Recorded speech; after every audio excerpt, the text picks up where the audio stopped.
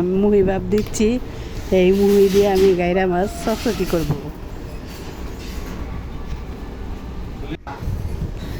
পেঁয়াজ কাঁচামচ কেটে রাখছি, এদের মুহি সোমবার দেবো, গাইরা মাছ চটচটি করবো। বন্ধুরা সবাই দেখতে থাকুন।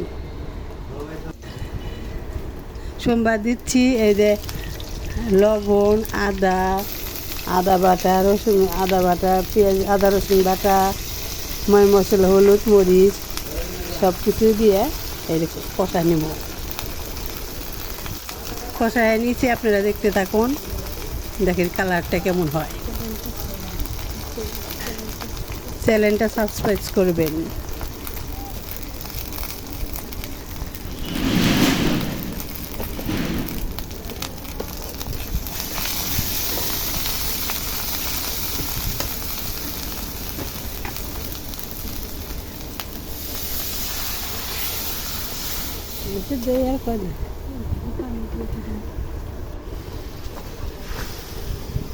রসুন বাটা, হলুদ মরিচ, নুন মরিচ দিয়ে কষায়া, পানি দিয়ে কষায়া, এখন মুহি দিয়ে কষাবো, তারপরে মাছ দিয়ে দিব বলে কটলি।